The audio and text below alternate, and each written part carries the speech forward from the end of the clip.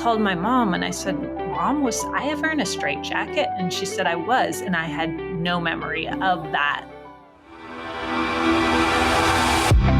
Welcome to the Wisdom of the Body podcast. I'm your host, Heather Grzych. Here, we talk about the profound connection between mind, body, and spirit. Join me and other authors, wellness experts, and everyday individuals talk about the importance of listening to our bodies, trusting our guts, and living in deeper harmony with nature. So, whether you're seeking guidance on your wellness journey or simply looking for inspiration, you're in the right place. We're thrilled to be in the top 3% of podcasts globally. You can find the Wisdom of the Body podcast on Apple, Spotify, and most other places where people listen to podcasts. You can follow by joining my email list at heathergrzych.com or by following me on Instagram at Heather Grzych. That's Heather, Grzych. I know you're going to love this podcast, so take a second right now to subscribe. Today, I'm here with Katya Cengel, who is the author of 4 nonfiction books, including most recently the Independent Publisher Book Award winner Straightjackets and Lunch Money. The San Francisco Chronicle called Straightjackets incredibly affecting, and Kirkus Reviews called it harrowing but engrossing. Cengel's earlier titles cover everything from minor league baseball in Bluegrass Baseball to falling in love at Chernobyl in From Chernobyl with Love. She has received an Eric Hoffer Academic Press Award, 2 Independent Publisher Book Awards, and a Forward Indies. As a journalist, Cengel has written for New York Times Magazine, Smithsonian Magazine, and Atavist Magazine, among others. Her writing has taken her to Utah to search for Bigfoot. Apparently, she did not find him, and to Mongolia to write about female street artists. Katya, thank you so much for being with me today. Thank you so much for having me here. Well, we're going to talk about some pretty deep stuff today, and I just want to thank you for talking about what we're going to talk about today and the mind-body connection and the idea of the psychosomatic symptoms and illness. I know this is a really big topic for a lot of people and probably not very well researched, as I learned when I was doing my master's thesis in Ayurveda school, which, everything we do, it's not called psychosomatic, but a lot of the stuff that we talk about is all about how your mind and your body and your emotions are physically connected. So yeah, let's just get right into it. As a 10-year-old, you spent several months as a patient in a psychosomatic ward at a children's hospital. You've told me this. And can you talk about the idea of treating the mind and body together in this way? Yeah, and it was really interesting, may be the wrong word, but this was 1986 when I was 10 years old. And the book tells the story from my perspective as a child and then my perspective as an adult journalist going back to investigate it. And I had always, as a child, just thought I was in kind of a psych ward. I didn't really understand psychosomatic. And as an adult, when I went back and started researching it, I found it was actually a bit of a new idea at the time, which seems kind of crazy that it was a new idea to treat mind and body together. But for the first children's psychosomatic unit, I believe, had only been 10 or 20 years before the one I was at, which was Stanford. And I think Stanford was the second, and it opened in the 70s. In interviewing the psychiatrist who was it was headed by both medical doctor, a pediatrician, and a psychiatrist. And the psychiatrist was telling me, when he got into psychiatry, he remembers being on a ward and there was a young woman and she literally died on him because there was no medical attention, right? So he was like, if you're talking about anorexics and you just talk to them and do nothing else, he's like, well, they're going to die. But if you just force feed them, they're also not going to do well because you're not dealing with the mental aspect. So the psychosomatic is where you treat them together and not separately. And so you're looking at the medical condition, if it's anorexia or bulimia and unstable heart rate, those types of things, you're treating that, but you're also talking to them and figuring out, well, why aren't they eating or why are they throwing up after eating? But it goes beyond just eating disorders. You've also got, when I was there, several kids there were non-compliant diabetics. So they had childhood diabetes, but they weren't taking care of it. So, right, you've got the medical of their actual diagnosis and then the mental of, well, why are they self-sabotaging? We also had a young woman who'd been in a horseback riding accident and couldn't walk. She was in a wheelchair, but medically, there was no reason she couldn't walk, right? But she couldn't walk. And so figuring out what is going on between the mind and the physical body and trying to work with that together instead of separately. No, that's really cool that they do that there. And I'm sure you'll tell me, as we go deeper, more about what that was like for you. And I also read in your book that, like, for most of your life, when you were younger, adult, you didn't remember that you were there. There were certain things I remembered, and then there was one thing I actually had not remembered at all. And I kind of start the book with that is later in life, I was volunteering at a youth detention facility, and I saw a young man put in a straitjacket. And it really, really upset me more than obviously it's upsetting to see a young person put in a straitjacket, but I'd seen quite a few other things, especially at a youth detention facility. So then I called my mom and I said, Mom, was I ever in a straitjacket? And she said I was, and I had no memory of that. Even now, I kind of sort of do after she told me. I remember a little bit, but that was really, for me, especially because obviously I'd kind of acted out physically and that I'd ended up in the ward because I had stopped eating as a 10-year-old.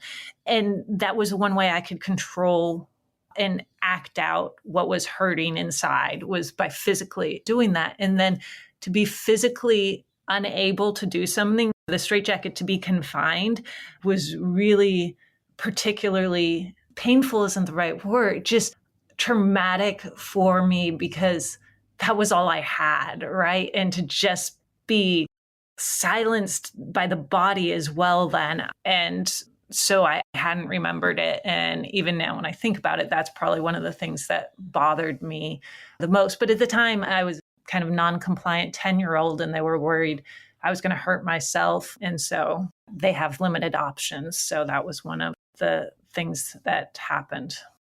Wow. I can't imagine that. I mean, I have a certain memories of feeling restricted, physically in some way. And, maybe some of the listeners have some of those memories as well, but not to that degree, which just seems like the most extreme form of it. And I'm considering that our minds or whatever mechanism within us can block memory from us. Do you think it's like later having it come back to you? Do you think that the blocking of memory is like unfair or that it's really, really, really good that it happens? That's a really hard question to answer, a really good one. In some ways, I think it's good. It's a protective mechanism, I think, for something you can't deal with. Like, even now, when I think about that, I get anxious. Like, I don't like the way that makes me feel thinking about it, but it is a little scary to not remember something. But I do think it's a protective mechanism, and you only want it to come back when you're in a safe place and you are in a point in your life you can deal with it. And so I guess it is good to maybe try to, I mean, I guess I'm kind of glad it did come back and that I know that now because it could explain some things, especially my reaction to the kid. But I do think it was probably beneficial it wasn't there for a long time. I don't think especially as a kid, I don't think I had the capacity to know how to deal with that and process it. Mm-hmm, totally. And it's like there's that saying, ignorance is bliss. I mean, whatever. I mean, I know there's a lot more you do remember about the whole situation that you were going through. And yeah, so that's really big. I can't even, like, reading your book made me want to cry a million times. And I recently went to a conference on community schools. My son's school sent me to this conference, and I learned so many stories about suffering that children that are, regular kids going to school that they experience. And I had a sort of a similar reaction at this conference as I had to, like, reading your book, of just feeling how horrible and unfair it is that a child would go through that kind of experience.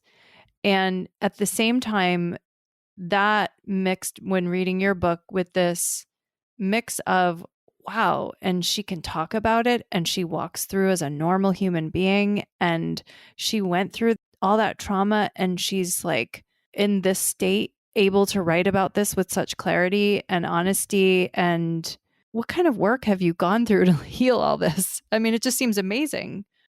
Thanks. I think for time, for me, has been a really big healer. And it sounds kind of cliche, but I know I had a lot of anger when I was younger, just a lot of anger. And I wrote the child piece closer to when I was younger. And I wrote other parts of the book then too. And then years later, I came back and looked at it and I scrapped some of those parts, but I kept the child voice. And the older I got, the easier it was to understand the adult perspective. As a kid, I just had blame. Like, why didn't adults step in and do more sooner? Once I became an adult, I understand how complicated it is, right?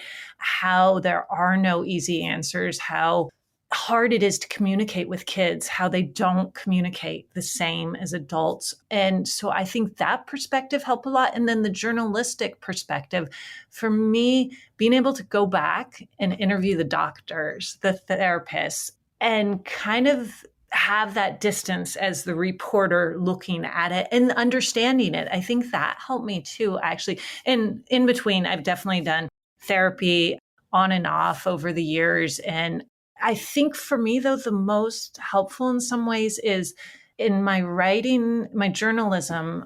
I've always tried to focus on not always just young people, but people I feel like aren't being heard. And for me, that was a really big thing about being a child in a psychosomatic ward, which in the 80s, you were treated kind of as the weirdos and kind of pushed away and forgotten. And so for me, I wanted people never to feel forgotten and silenced. And so journalism, I would try and look for stories like that. So I think for me, the experience gave me a sense of purpose, which I think that has been the most helpful for me because it feels like, okay, there was a reason for that. And it gives me insight in a desire to try to reach those communities and write about those types of things.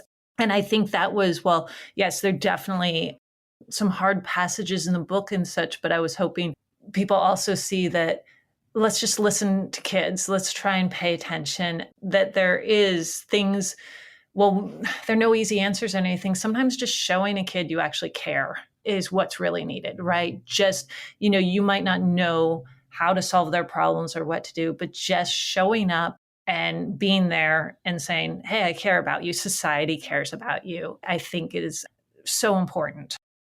I want to talk a little more about, I just love when I can talk to somebody about their personal experience, because I talk with a lot of like clinical experts and, like clinical expertise is great, but also lived experience, personal experience is cool, and knowing what's happening inside of you. Not to say that like what's happening inside of you is the same as what's happening inside of somebody else, but what do you think from what you've experienced?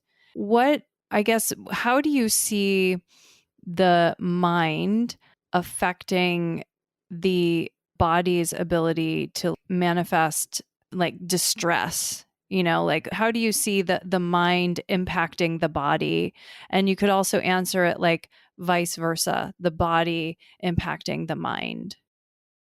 It's one I still have trouble understanding. So one of the reasons I had ended up not eating was I was in a bad home situation, was really unhappy, and so needed to escape it. And I had stopped eating. And then at some point, I physically could not eat. Like I was so upset, my mind, my stomach, it like clenched shut. So it was just like a physical reaction to the mental and emotional, to the point that like I literally couldn't eat, even though physically I probably was capable, but it felt like my stomach had just closed off. And I know eating is so tied up with some people emotionally eat more or eat less when they're unhappy and things like that. And I guess it's when you can't control your emotions or your brain, but you can control something with your body. There's been a lot more research on some of different eating disorders and things. I'm forgetting all the details on it, but for me, it's always been so tied together, my body and how I feel and what's going on in my mind. Years later, I was one of those where if I'm unhappy, I never cut myself, but I'd physically I have to feel, manifest that pain that's inside me in a physical way. And I don't think I'm explaining this very well because I don't understand it at all, but I know it is so much a part of things. And I don't know if it varies for body to body, right? If some people, it's more that there's just more of that physical connected. But even with also then when you are starved, then your body changes too, the hormones and all those things. So then mentally you're changing as well. So it's like so many things interacting and it's all so tied together. There's really no way to separate any of it, if that makes any sense at all. Yeah, it definitely makes sense. And I coincidentally wrote my master's thesis on fasting. I don't know if we had talked about that Oh, before. And a lot of what you're saying, because memory is like, the way it gets encoded in us is reinforced by physicality, physical structures, oh yeah. etc.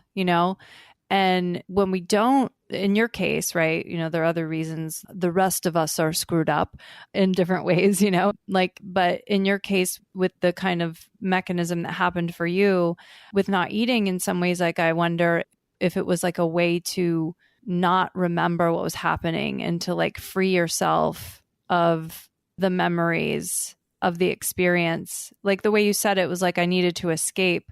But a lot of us experience that when we're sad, we don't want to eat too. It sounds like it's different for you as well, because you talked about this idea of wanting to have something to control when you feel like you can't control these other things. But having all that kind of anger inside you is very painful, isn't it? Yeah.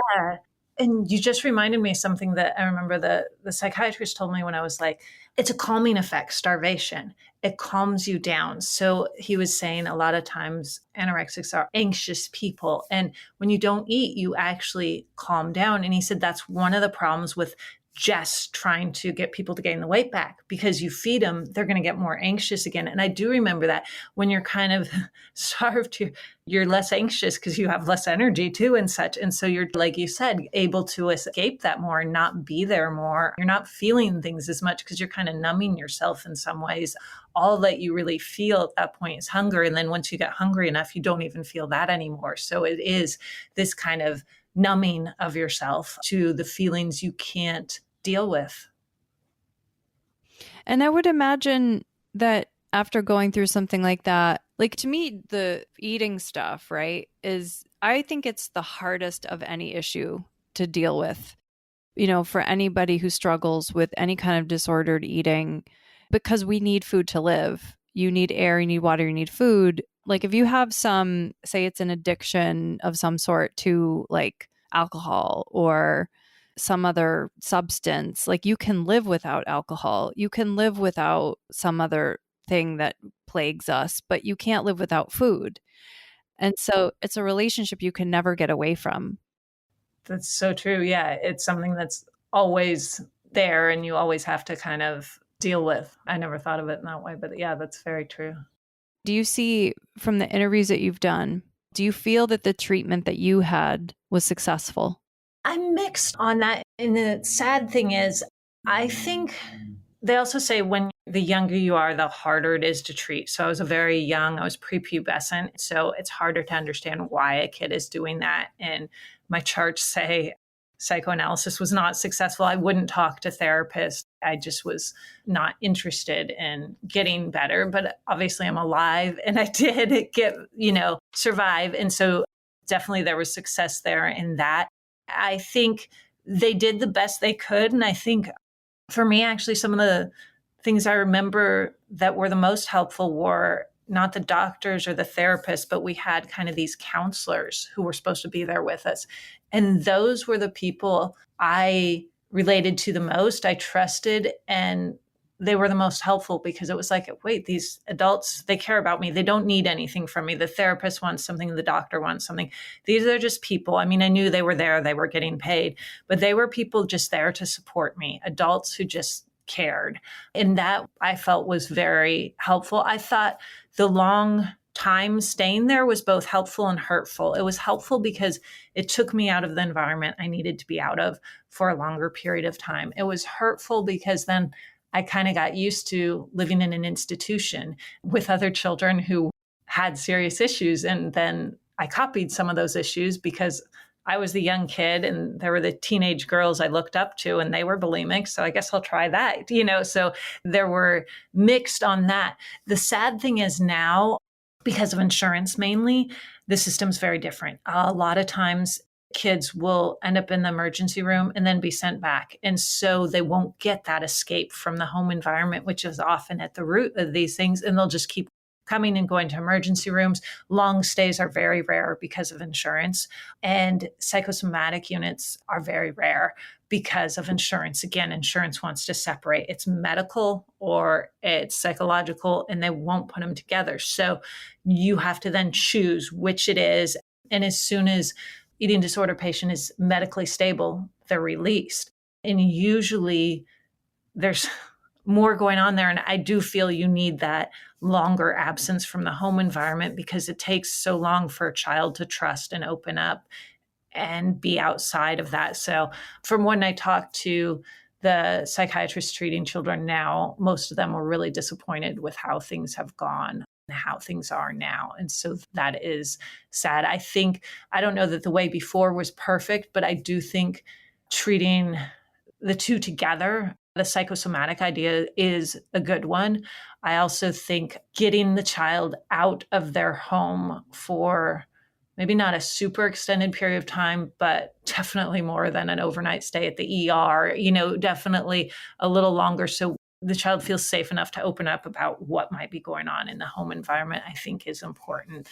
But I think it's so very, very difficult. And I think there's some people who are really trying hard to do their best and such. But again, children communicate differently than adults. And so they're figuring them out and trying to treat them is incredibly difficult.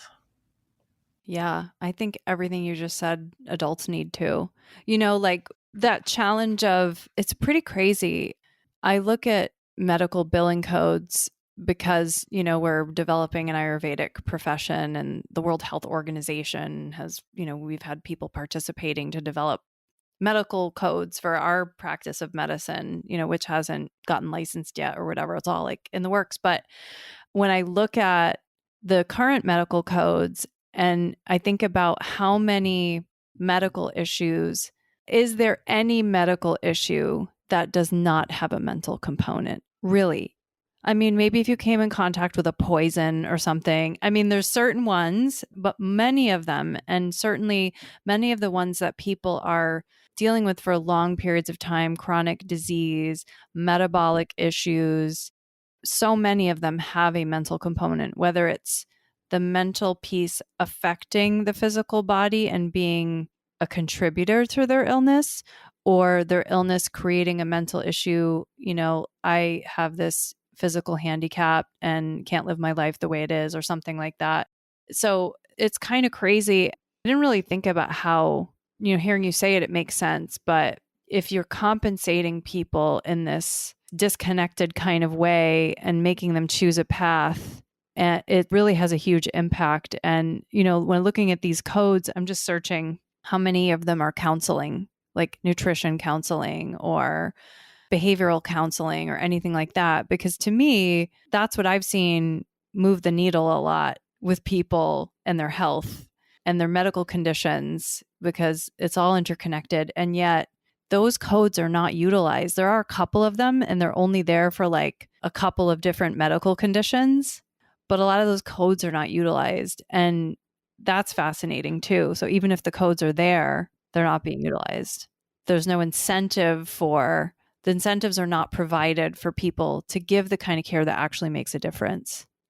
And I think sometimes it also goes, maybe they may be reimbursed less than like if you're using a fancy machine and doing those things. I think that was actually when Stanford Children's Hospital, it's been renamed over the years, but it got rid of at one point the wards for mental issues for kids and things. And it was they don't pay as much. You have the heart machines, all those things, you get a lot more money out of it. So it can get really depressing when we get into how things are done. But yeah, just when you're dealing with the mental stuff, usually it's not as well paid. And that may be the same with the counseling on nutrition and those things. It may just not be as incentivized for the providers. It's not. And I think a lot of the providers are frustrated themselves, like you said, and they try to go into like concierge practice and, free themselves of the chains of insurance and all that. And that's kind of my only option as an alternative, complementary provider who's not able to accept insurance. That's my only option. So that's one benefit of like going outside of the system for people. But we're very programmed as humans. Like now that we've had insurance, it's like, okay, this hurts. Oh, what does my insurance cover? Who's in my network? That's kind of like the thought process for a lot of people, most people, because that's how we've been programmed. But it's sad because like to really help people, there's a different way needed, which you've already talked about. Yeah. So thank you for sharing that. And I hope whether it's, the system as it is, and I actually used to be head of product development for an insurance company. I don't know if you knew that. So these are all issues that like bug me badly because I know how everything works. And I think everybody who's in the system sees how it's flawed. Yeah, I feel like providers, because they have to pay their rent, they have to pay off their bill. It's like no one's fault. We've kind of got into this mess and we don't know how to get out. And it's no evil intentions on anyone's part. It just, a mess. And going back to this idea of being taken out of your environment, I'm a huge fan of this for people in healing. There's a lot of strategies that people use to reprogram ourselves, right? I put a picture on the wall that reminds me of something, and I see that every day, and that programs something new, just kind of like the programming that happens from the space around us. And I experienced in my early 30s, I went away to a yoga teacher training in Costa Rica. So I like left my life for a month and went to Costa Rica. I was like, working full time for a lot of years before that. And I went through this insane reprogramming, just the level of discipline. It was a yoga teacher training, so there was a lot of discipline being input there.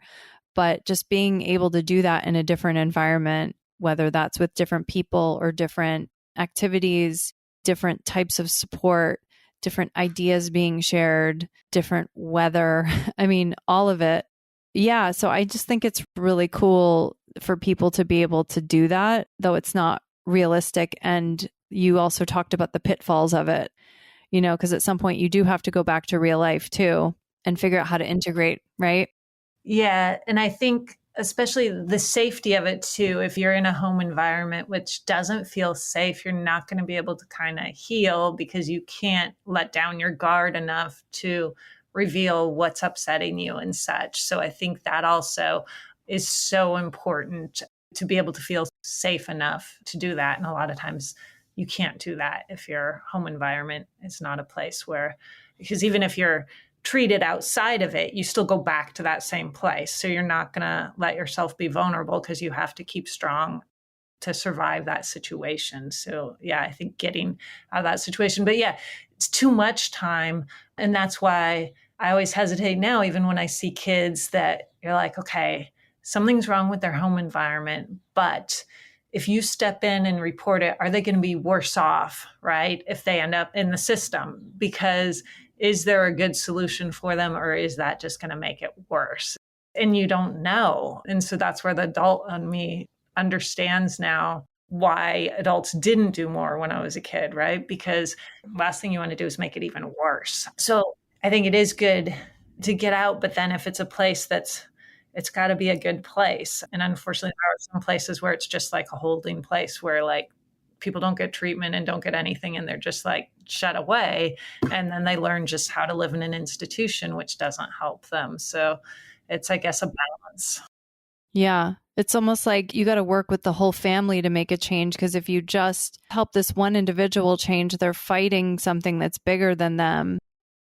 Yes, it's like a lot of times people think, oh, there's the sick kid. But no, if the child has these issues, usually there's something more there. There was a girl who came into the hospital the same time as me, and her older sister had had a brain tumor, and the older sister recovered.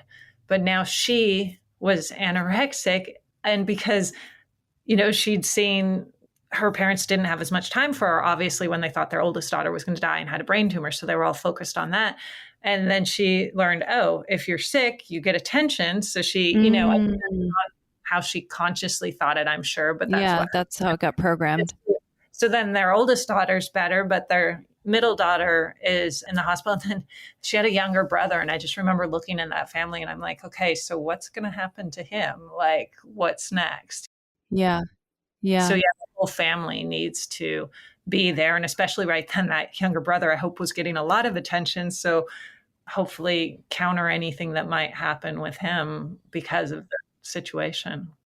How sweet, like when you hear that. And I heard you read at a literary event. And so I know, a little bit the lunch money piece of the title of that just like gutted me about your plan, your strategy with that. And do you want to talk a little bit about why you titled it Lunch Money?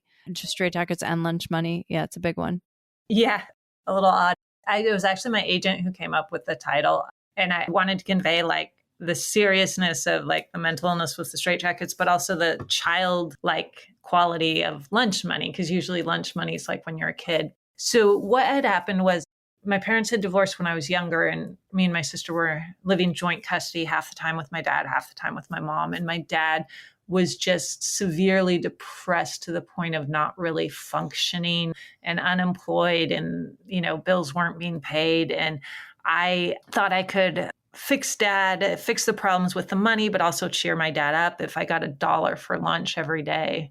This was a while ago, so I'm sure kids get more now. So I decided, well, I'll just stop eating my lunch and I'll save my dollars. And when I have a nice big pile, I'll give them to dad and he'll be so happy, and then I'll have money. And it seemed like a really good solution. And that's the kind of a solution a 10-year-old comes up with, right? It makes a lot of sense. And so that was originally how it started. And then when no one really seemed to pay enough attention or care, I started being like, well, maybe I just won't eat breakfast either. And then maybe I won't eat dinner. And then really no one cares. Well, I'm going to show them I'm just not going to eat and I'm going to disappear. And so it was so many things trapped up in there. But yeah, one of them was to save the money for my dad and make him happy. Yeah. Just so cute, like, just so cute and horrible that your brain went there, but cute because it's like there's like heroic in it, at the beginning. Just like, yeah, just so sweet. Yeah. And thank you for sharing that. And I'm just amazed at how you've really bared yourself in this book. And you've written other books, and you went to live in Ukraine for a while. And, one of your books is set in Chernobyl, kind of going back to this like idea of being in a different environment and what opportunities that allows us. How much do you think this like flight, to a new place really was healing for you? I think majorly, I remember my sister said when I got out of the hospital, I was a different person. And it's just, especially because I was so young and it was a relatively long period of time for a young person, it separated me from, it felt like it escaped from the world. I remember I ran away once while I was in the hospital, and I remember going outside and I was like, there's so much noise. There's so much. It was just overwhelming. Whereas you go in the hospital, it was like, it was a safe place, right? No one could get at you. You didn't have to see visitors you didn't want to see. You didn't have to deal with anything. I didn't even go to school. There was a school and I was supposed to go, but I didn't, and no one made me. And so it was just like escape from life, really. There didn't have to deal with family, didn't have to deal with friends, didn't have to deal with any of the ordinary things, school, holidays, anything. It was just like this absence from it. And there are times actually as an adult, even I've thought about, oh, that would be kind of nice just to like escape from your life and not have to worry about it. And I think there are much healthier ways to do an escape. That's what I did. Hey, that's what I did in yoga teacher training. Exactly. Yeah, no, I think it's really important because we get very stuck in our routines and our ruts, and then we don't see the bigger things and don't think differently. Everything's the same. Now I actually do some work where I do some work for a nonprofit where they send me to different countries for a couple weeks. And usually they're countries that are struggling more. And that always just really puts perspective back in, right? When you're around people who lives are really, really difficult, especially compared to, what we have in the US, even though people definitely have difficult lives here and stuff. But, we're just talking, access to water and all those types of things. And it always kind of weirdly reinvigorates me because it makes me just really feel lucky for what I do have. So, yeah, I'm a big advocate of that change when you can.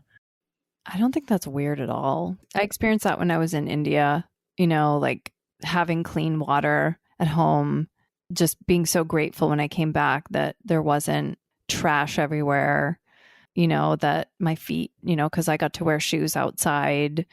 Well, I mean, you can wear shoes outside, but like there's a lot more barefoot activity in India. And like, I just remember my feet were just filthy the entire time.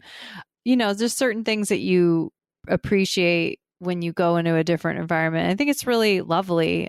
Yeah. So there's that book. And then how did you get to writing a book about minor league baseball? That one actually was my very first book. And I had been a features reporter at a newspaper at the time. And my editor had assigned me to follow the local AAA team, which is the highest level before the majors, for a season, just follow some of the players. So when then I decided to do a book, I was like, oh, well, baseball, that would be easy because it's like, especially the minor leagues, you've got the tension of, are they going to make it to the majors? You've got like the story arc of a season. You've got built-in fans because they're baseball fans. And you've just got all these characters behind the scenes because minor league baseball has all these crazy like gimmicks they do for the fans, and you've got like the owners who sometimes are pretty eccentric people, and you've got the sales people there. I mean, there was one team that came up with their gimmick of dying to get in, so they were literally giving away a casket to Oh my God. so it's like, who thought up that one? And that probably was not the best idea. And there were all sorts of, there was another one had a huge toilet bowl. I can't remember what that was. And you threw rolls of toilet paper to win a prize or something. It's just like, so I thought, oh, that's just going to be fun, but informative too. Cause so there were fun things where I'd sit in on the meetings where they figure out what they're going to do for these. But then I'd also spend time with the baseball players and even more so their girlfriends and wives, because I found the baseball players, being the athletes, were a little more guarded and wouldn't reveal things.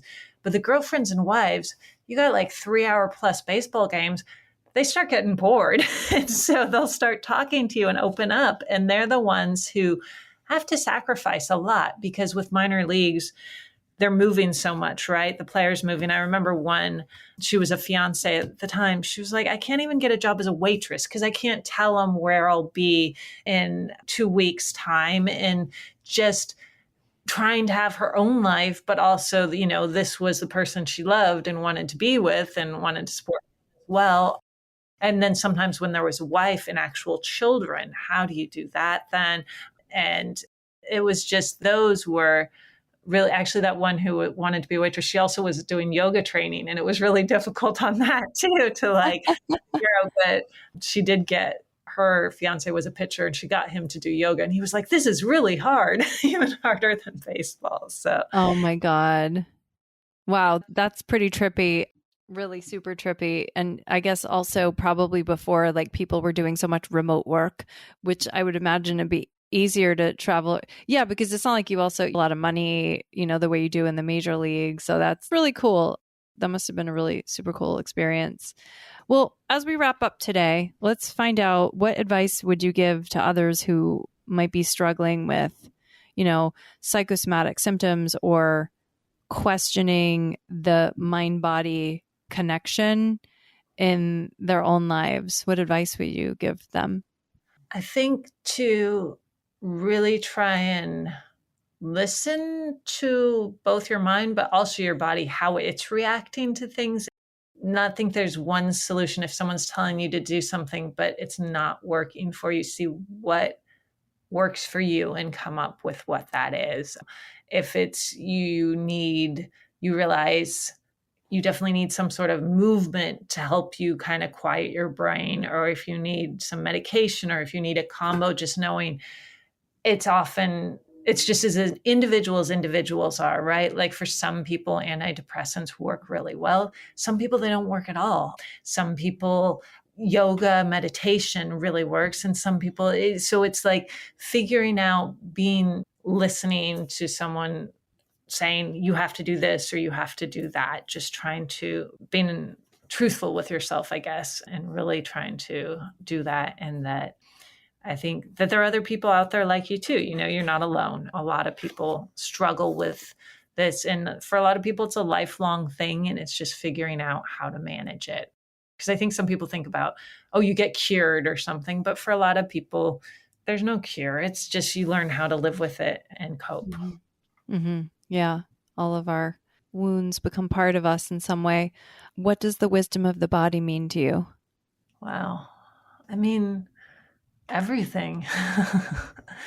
It can tell us. There are a lot of times before I get sick, if I'd listened to my body, I wouldn't have gotten as sick, because there were already signs that I was overdoing it. I was getting tired of those things, and I don't listen, and then I do. So it's like your body knows things before you know them a lot of times. And so being more in tune and just listening to that would actually save all of us a lot of trouble, but most of us kind of tune it out a bit, I think. Does that make sense? Yeah. Yeah. Thank you so much. I love that answer. Thank you so much for being here. Thanks for sharing your story. Thank you so much for having me. And I hope people who may be struggling with this or know people who are find some comfort in Straightjackets and Lunch Money, because that was the reason I wrote it. Yeah. Well, you're definitely an inspiration. And yes, if people want to find out more about your work, what's the best way for them to get in touch? Probably my website, and it's just my name, which is Katya, Katya, and then my last name, CENGEL.com. So if you put my name in and get to my website, I have like email, all sorts of other contact info there. Awesome. Thank you so much, Katya. I really appreciate you being here. Thank you so much for having me. If you are embarking on a fertility journey and are ready to have your mind blown about what your body is really capable of and how it's impacted by the environment, then check out my book, The Ayurvedic Guide to Fertility. You can actually download the introduction to the book for free on my website at heathergrzych.com. That's Heather, GRZYCH.com. Read the intro for free and then buy the rest of this fertility enlightening book pretty much anywhere books are sold. You want a full human experience when you seek a healthcare provider, and you don't want 15 minutes with someone who can't even try to find out the root cause of things because they're so overwhelmed themselves. You have a body, a mind, a heart, and dare I say it, even emotions. You're not crazy. Everything does affect you, and it's possible to feel better if you have the support you need. Set up an appointment with me to heal naturally. Go to heathergrzych.com. That's Heather, GRZYCH.com. Thank you for tuning in and dropping in with us today. Don't forget to subscribe, rate, and review this podcast. I really want to hear your feedback. To learn more about my work, visit heathergrzych.com. That's Heather, GRZYCH.com. And meet me here next time on The Wisdom of the Body.